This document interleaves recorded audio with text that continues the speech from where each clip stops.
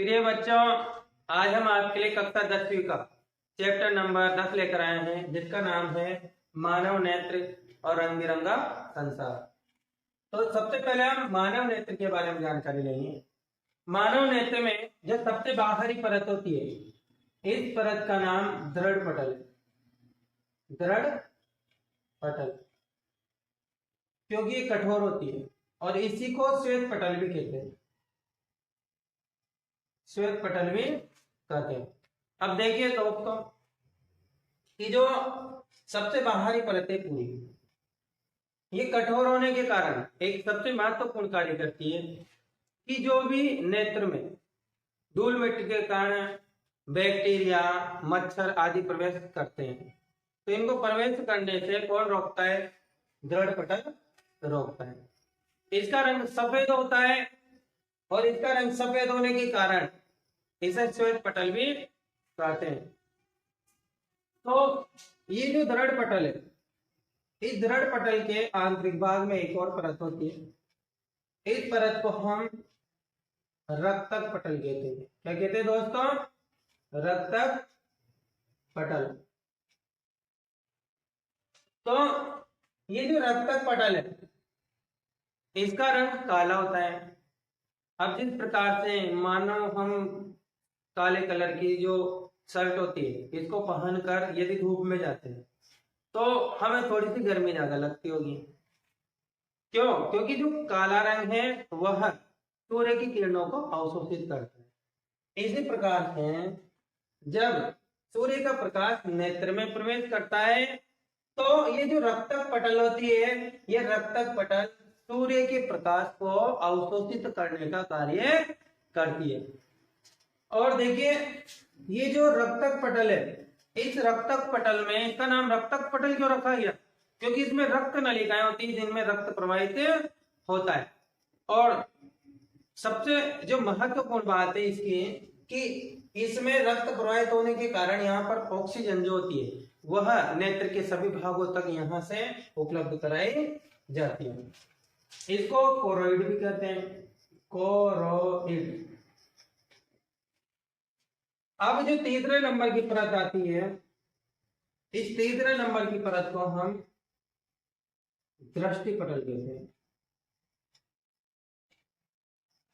जिसे हम रेटिना के नाम से भी जानते हैं। यह सबसे महत्वपूर्ण परत है क्योंकि यही वो परत है जिस पर प्रतिबिंब बनता है और रेटिना पर वस्तु का छोटा, उल्टा व वास्तविक प्रतिबिंब प्राप्त होता है। और देखिए बच्चों कि जो दृष्टि पटल है, इस पर दो प्रकार की कोशिकाएं होती है। एक तो होती है पिरामिडाकार और एक होती है बेलनाकार। इनको हम प्रकाश सुग्राही कोशिकाएं कहते हैं। अब जो प्रकाश सुग्राही कोशिकाएं हैं, इनका सबसे महत्वपूर्ण कार्य, ये प्रकाश की उपस्थिति में उत्तेजित हो जाती हैं और उत्तेजित होकर जो यहाँ प्रतिबिंब बनता है, उस प्रतिबिंब के संदेश को विद्युत संकेत में बदल देता है। कौन? ये जो पिरामिडाकार और बेलनाकार कोशिकाएं होती हैं, यह जो प्रतिबिंब है इसके संदेश को विद्युत संकेत में बदल देती है। यह जो परत है यह पारदर्शी पर्दे के समान होती है। अब यदि हम आगे की बात करें तो इसमें जो सबसे आगे वाली परत है, इसको हम स्वच्छ मंडल कहते हैं। क्या कहते हैं? स्वच्छ मंडल।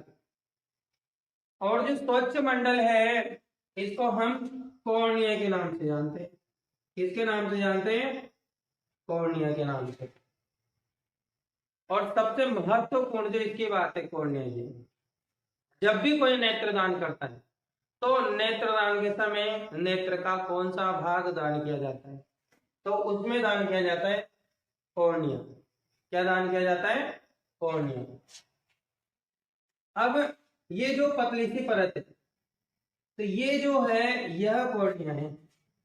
यह नेत्र में सबसे आगे हल्का सा उभरा हुआ भाग होती है जो कि पारदर्शी होती है। और इसका जो सबसे महत्वपूर्ण कार्य है वो क्या है?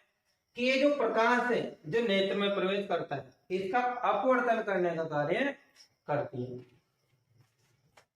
अब देखो ये जो है इसे क्रिस्टल लेंस कहते हैं। क्या कहते हैं?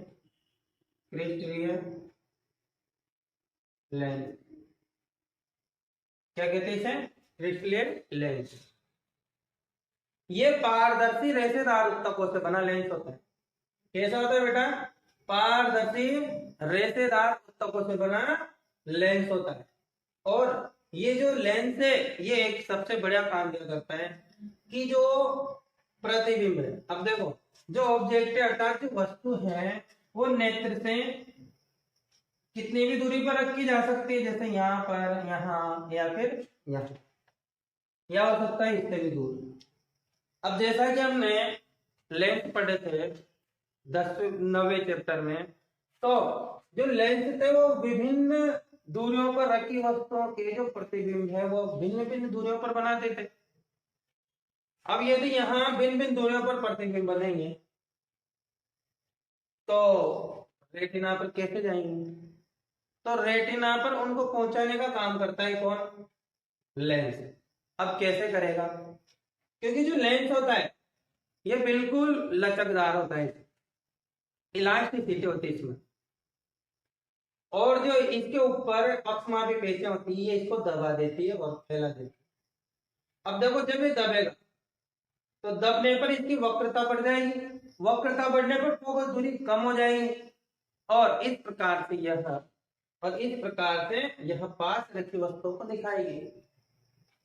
इसीलिए हम जब 25 सेंटीमीटर से भी अगर पास की वस्तु को देखने का प्रयास करते हैं तो हमारे नेत्र पर जोर पड़ता है। जोर क्यों पड़ता है? क्योंकि पास की वस्तु को देखने के लिए इस लेंस को दबना पड़ता है, और यदि दबेगा तो नेत्र पर जोर पड़ेगा।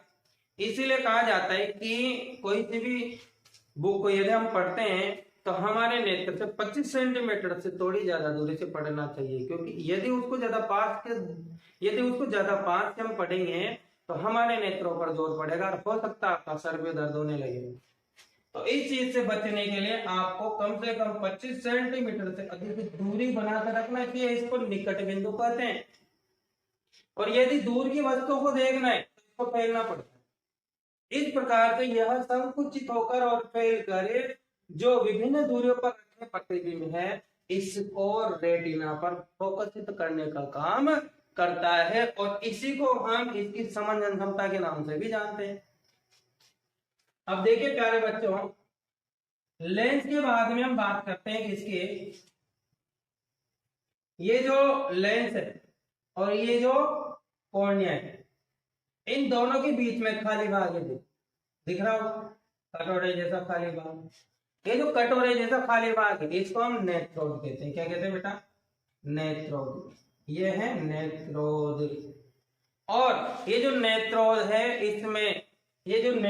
इसमें पारदर्शी खारा द्रव भरा होता है। कैसा द्रव होता है बेटा? पारदर्शी खारा द्रव भरा होता है, जिसे हम जलीय द्रव कहते हैं। क्या कहते हैं? जलीय द्रव। और जो जलीय द्रव है इसका अपवर्तनांक 1.33 होता है। क्या होता है? 1.33 होता है। जब हमारे आंसू आते हैं तो यही द्रव बाहर आता है। कभी टेस्ट तो किया होगा आपने, कभी भी जबान लग गई होगी तो जरूर आपको खारा सा लगा होगा, इसीलिए बोला गया है कि पारदर्शी खारा द्रव भरा होता है। अब देखिए ये जो ऐसे करके ये जो लाइनें दिख रही है आपको, वास्तव में लाइनें नहीं है। जैसे माना कि हमारा नेत्र है, अब जैसे इसको इधर साइड में से बीच में से काट देगा, ठीक। अब हम इसको साइड में से देख रहे हैं और इसका फ्रंट भाग है इधर।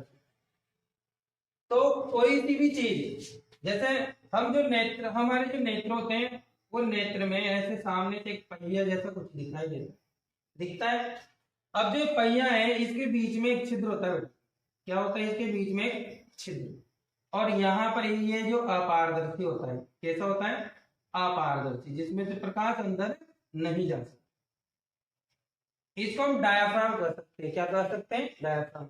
अब मैंने बोला ना ऐसे, यहां से इसको काट दिया, जैसे मान लो बाई चांस इसको यहां से काट दें और अगर साइड में से देखें, इधर से देखेंगे तो हमें केवल ऊपर की और नीचे की पट्टी नजर आएगी, इसलिए हम जब इसको साइड में से देखते हैं तो केवल ये दो पट्टियां नजर आ रही हमें, जबकि ऐसी दो पट्टियां नहीं है, ये बिल्कुल ऐसा गोल डायग्राम है। और इसे हम कहते हैं क्या, इसे हम कहते हैं परितारिका। क्या कहते हैं बेटा, परितारिका। और ये जो परितारिका है, ये जो परितारिका है, इसी को हम आइरिस के नाम से जानते हैं। किस नाम से जानते हैं, आइरिस के नाम से जानते हैं। और सबसे बड़ी जो बात है वो यह है कि ये जो आइरिस है अर्थात जो परितारिका है, यह अधिक प्रकाश में तो कैसे हो जाती है, संकुचित हो जाती है, और कम प्रकाश में कैसे जाती है, फैल जाती है। इस कारण अधिक प्रकाश में ये जो छिद्र होता है छोटा हो जाता है। कैसा हो जाता है बेटा, ये छोटा हो जाता है। और यदि हम बात करें कम प्रकाश की, तो कम प्रकाश में नेत्र में अधिक प्रकाश की आवश्यकता होगी, क्योंकि बाहर यदि कम प्रकाश है तो नेत्र में कम प्रकाश जाएगा, और उस कम प्रकाश की पूर्ति करने के लिए, कम प्रकाश को बढ़ाने के लिए जो नेत्र है वो स्वतः जो ये आइरिस है ये फैल कर और इसके आकार को कैसा कर देते, छिद्र को बड़ा।